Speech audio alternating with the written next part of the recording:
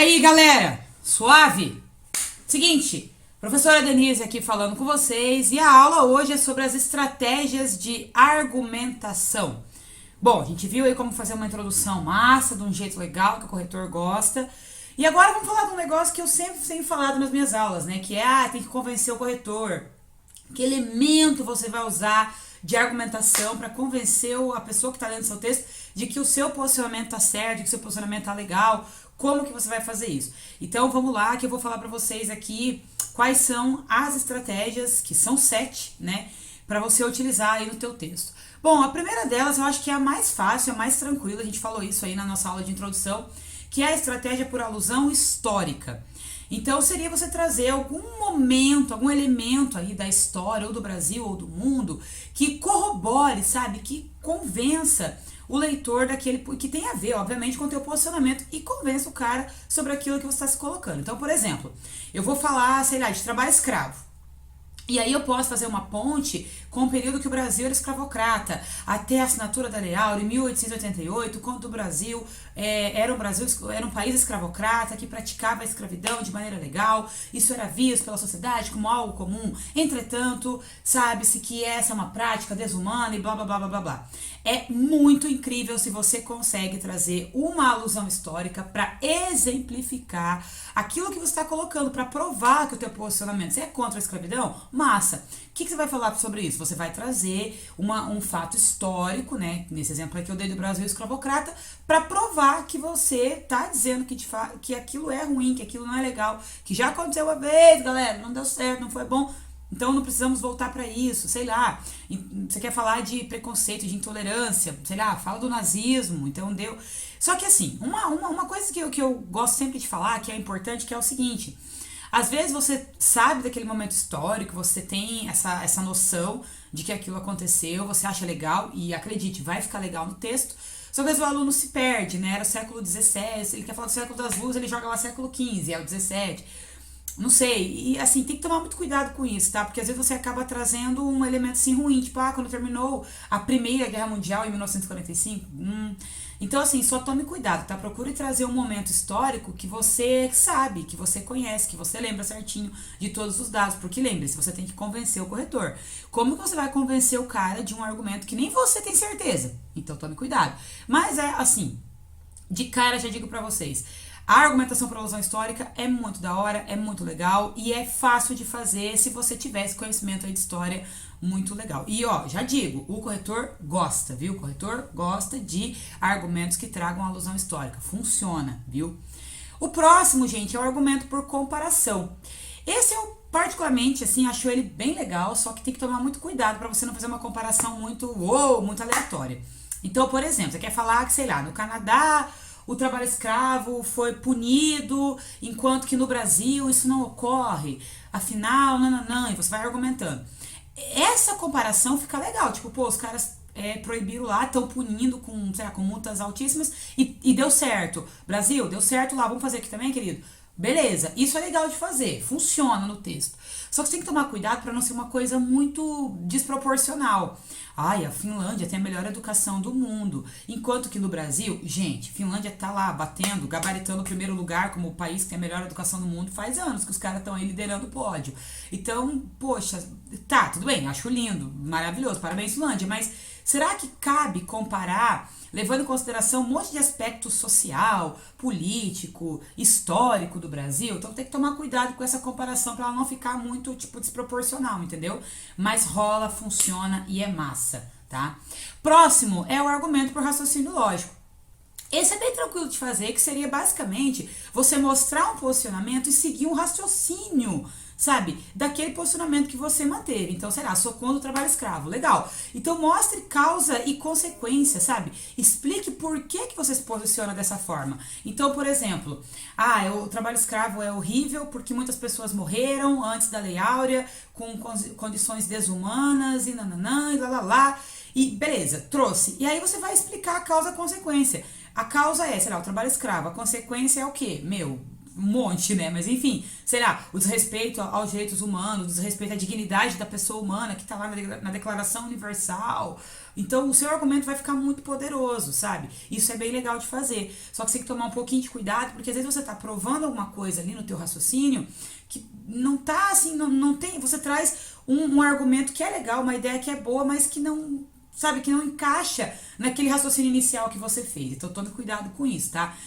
É bem legal de fazer, essa estratégia argumentativa é boa, funciona, só que toma cuidado para você trazer algo que tenha a ver com aquela linha de raciocínio que você está tomando. Isso é bem legal, porque assim, é só você refletir sobre aquilo. Então, beleza, eu sou contra o trabalho escravo. Por quê? E aí, aquilo que a gente comentou lá no projeto de texto. Enumera. Ah, eu sou contra porque tira a dignidade da pessoa humana. Eu sou contra porque não são condições trabalhistas aceitáveis. Eu sou contra pela precariedade. Eu sou contra porque não tem punição. Enfim, tipo, tenta trazer, e depois você mesmo seleciona esses porquês que você colocou e tenta construí-los, sabe? De uma maneira que vai ficar coerente, que vai ter um raciocínio e que vai levar, sabe, para aquele boom do teu argumento. Poxa, é por isso que eu sou contra, corretor, presta atenção, por isso, por isso. Só que daí você explica essa consequência. Sei lá, violência contra a mulher. Meu, sou contra. Por quê? Poxa, tem um monte de mulher morrendo todo dia, os números só crescem, e nananã. E aí você pode colocar aquela questão também de você trazer, sei lá, que a mulher tem medo de sair na rua à noite, enfim, que mulheres são violentadas dentro de casa. Você vai trazer essa consequência. Então a causa é isso e você explica qual é a consequência dessa causa. Beleza? E eu já emendo nesse mesmo do raciocínio lógico próximo, que é a estratégia de você utilizar dados estatísticos. Essa é muito boa, gente. Essa é maravilhosa, desde que, obviamente, você utilize os dados de maneira correta, né? Então, por exemplo, nesse exemplo aí mesmo que eu dei, sei lá, da violência contra a mulher. E aí você colocou lá a consequência, que são as mulheres terem medo de saírem às ruas, pois não sei, tantas mulheres são estupradas por ano. E você tem esse dado, entendeu? Então coloca. É lindo. Traz isso, porque o órgão federativo X, o Ministério a Secretaria Estadual de Segurança do Estado do Paraná mostrou em dezembro de 2019 que tantas mulheres foram estupradas dentro de casa pelos cônjuges, pais, enfim, namorados, maridos e, né, vô e etc, que é horrível, mas enfim, você tem esse dado, então traga, isso é muito bom. Dados estatísticos funcionam muito. A minha única dica é você trazer desde que seja de algum órgão assim responsável, um órgão competente. E aí eu já emendo uma outra dúvida que a galera tem muito, que é em relação à sigla. Professor, eu coloco o Instituto Brasileiro de Geografia e Estatística ou eu coloco só IBGE? Gente, se é o órgão que todo mundo conhece, todo mundo já ouviu falar que é o IBGE, tudo bem, você pôr a sigla, você não vai descontar nota. Mas a dica que eu dou sempre é de você colocar a sigla e o que ela significa, Instituto Brasileiro de Geografia e Estatística, entre aspas, entre parênteses, na primeira menção que você fizer dessa sigla. E aí depois, quando você for mencioná-la novamente no texto, aí você coloca só IBGE. Mas, gente, se é um órgão super conhecido, tipo IBGE, IBAMA, eu não sei se precisa, mas é legal, tá? É legal você colocar na primeira menção, não precisa pôr no texto todo, não. E aí fica muito legal, porque você vai trazer um dado, sabe? Você tá trazendo algo assim muito poderoso. Alguém foi lá, pesquisou, papapá, e trouxe números pra você. São fatos, numéricos, puxa, pá. Entendeu? Então, assim, violência contra a mulher não existe. Querido, tá aqui, ó. A Secretaria de Educação do Paraná publicou isso no final de 2019. O estado da Bahia publicou isso agora, recentemente. O do Rio de Janeiro. Então, isso fica bem legal. Desde que você traga, óbvio, como eu disse, de um órgão competente, sabe? O Ministério de Segurança Pública afirmou que o número de mulheres sendo violentadas dentro de casa aumentou na última década no Brasil, sei lá. Então, assim, fica bem legal trazer esses dados estatísticos, desde que sejam, né, de órgãos competentes, responsáveis e que são conhecidos aí do grande público. Próximo, gente, argumento de autoridade. Esse aqui fica muito bom de você utilizar. Não é tão difícil, tá? Eu, assim, acho ele bem legal, inclusive, bem bom, que seria você trazer, sei lá, a frase de, sei lá, o assunto é saúde pública, por exemplo. Aí você traz a frase de um médico, sabe, que falou aquilo. Meio ambiente, tá falando agora de IBAMA. Então traz a opinião do biólogo fulano de tal que afirmou, mas você vai colocar o nome do moço ali, né? Segundo o biólogo, né, fulano, ciclano, que afirmou o quê? Você corroborando com a proposta do pesquisador ciclano. Isso fica muito legal. E aí eu também vou dizer a mesma coisa que eu falei para os dados estatísticos. Tente trazer, gente, um especialista, uma voz de autoridade que seja de conhecimento de domínio público, tá?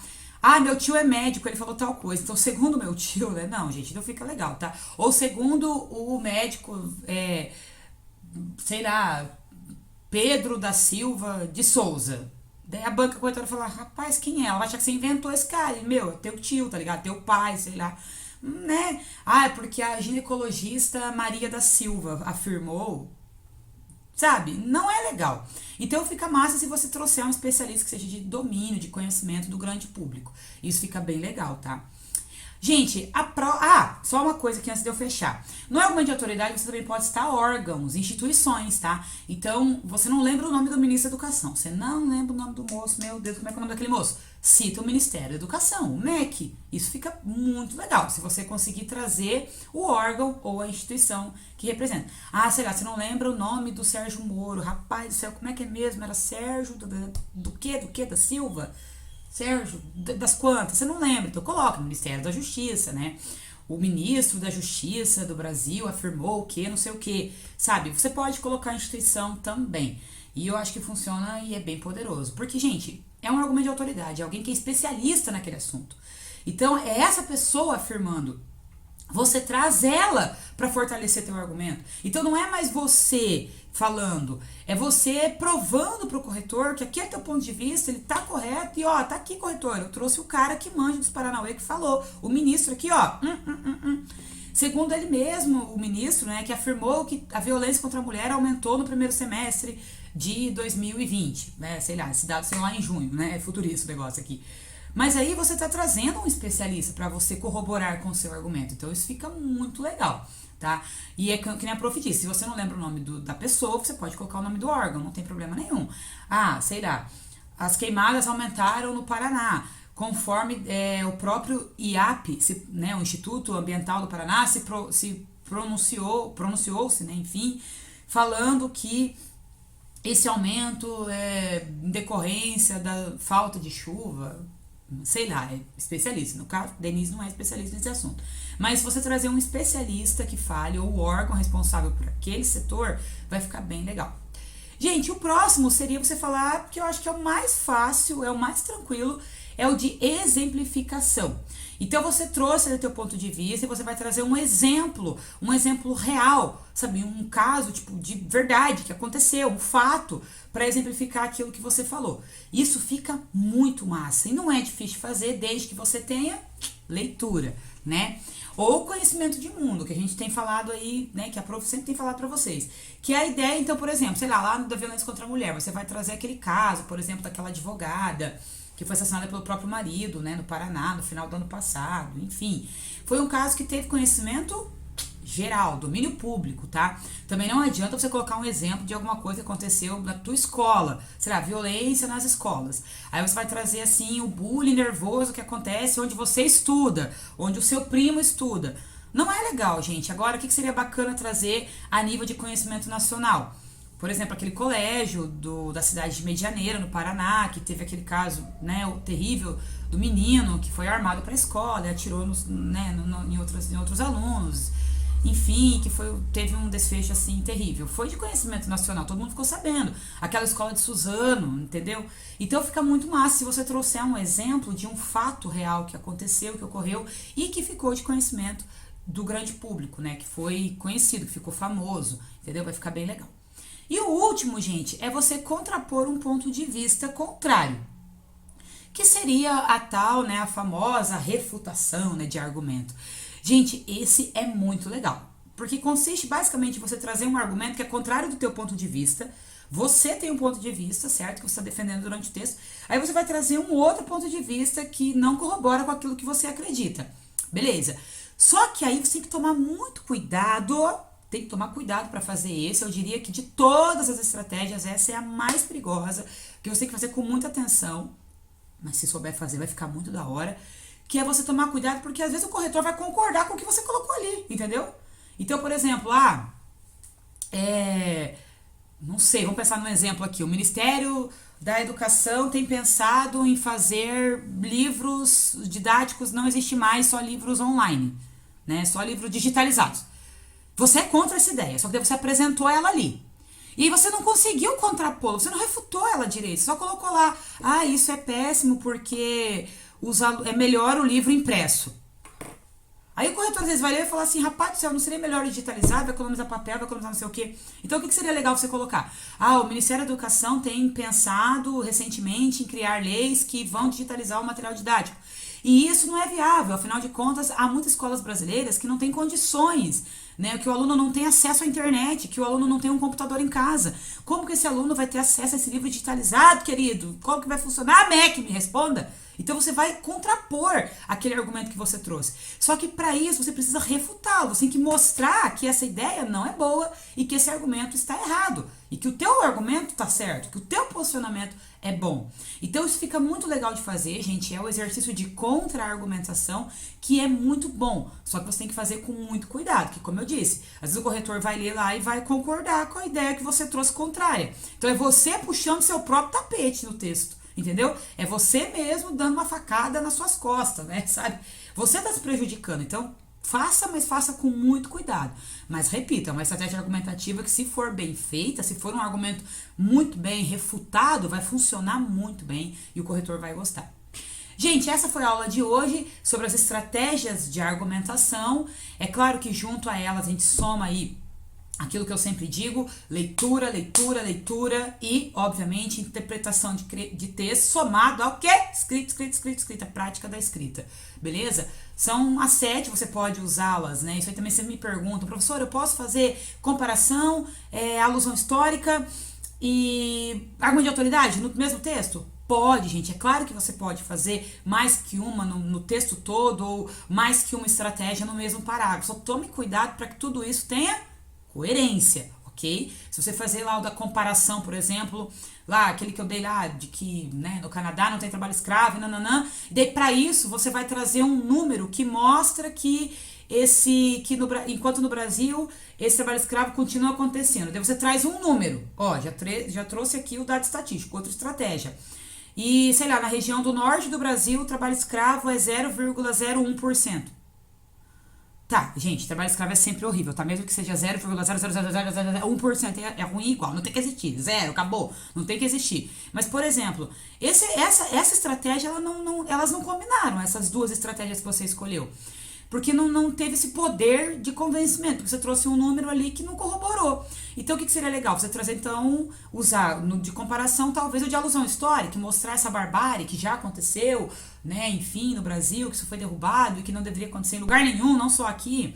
E aí, para isso, você traz o argumento de autoridade, porque segundo o psicólogo fulano de tal, isso afeta o emocional e a dignidade da pessoa, ou o especialista lá, ou você trouxe, sei lá, dados da Constituição Federal para falar que isso é desumano e que tem que ser banido, abolido, proibido e não existe mais. E não. Então ficaria muito da hora. Você pode sim usar mais de uma dessas estratégias no mesmo parágrafo. Ok, gente? Essa foi a aula de hoje. Muito obrigada para quem viu o vídeo até aqui. Eu espero ter ajudado e até mais.